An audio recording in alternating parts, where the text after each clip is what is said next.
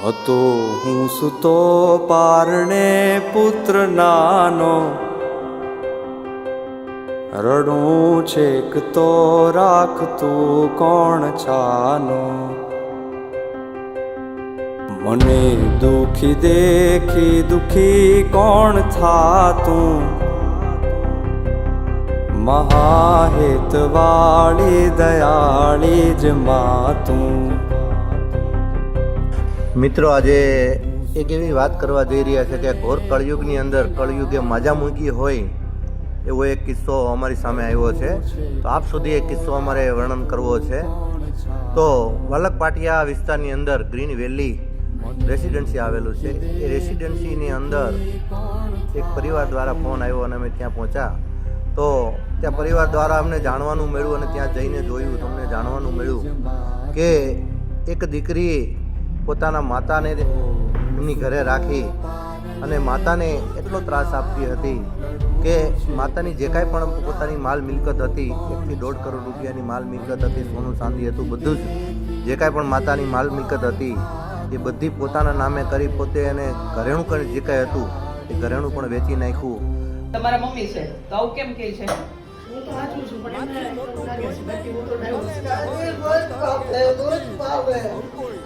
તમે મારો છો ને બાંધો છો એવું કહે છે કે જે પોતાની માતાનું જે કાંઈ પણ માલ મિલકત હતી માલ મિલકત વેચી અને પોતાની ઘરે લઈ આવે અને ત્યાર પછી માતાને ત્રાસ આપે અને માતાને સરખું જમાડતી પણ નથી અને માતાને રાખવા માટે પણ તૈયાર નથી. તો આ એક એવી સમજણની વાત છે કે જે લોકો સુધી પહોંચે ત્યારે એવી જગ્યા પરથી અમારા શ્રી લોકસેવા સદભાવના વૃદ્ધાશ્રમનો કોન્ટેક્ટ કર્યો.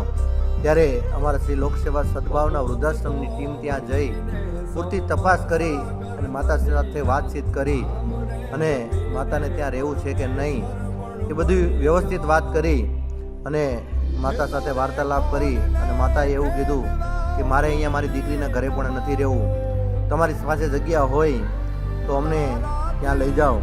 તો અમારા શ્રી લોકસેવા સદભાવના વૃદ્ધાશ્રમની અંદરથી અમારે પિયુષભાઈ સાવલિયા તેમજ અમારા ગુણવંતભાઈ બંને મિત્રો માતાને અહીંયા શ્રી લોકસેવા સદભાવના વૃદ્ધાશ્રમની અંદર લાવી અને માતાને વ્યવસ્થિત જગ્યા આપી અને માતાને વ્યવસ્થિત રીતે સેવા પૂરી પાડવી છે એવું કરી અને અહીંયા માતાને છેક અમારા લોકસેવા સદભાવના વૃદ્ધાશ્રમ સુધી લઈને આવ્યા છીએ.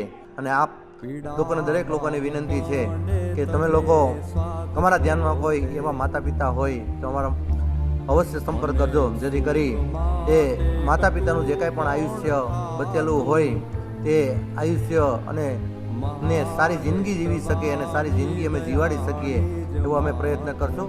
ખૂબ ખૂબ આભાર, ધન્યવાદ. સુકામાં સુવાડે બિને પોડી પોતે પીડા પામું પંડે તજે સ્વાદ તોતે.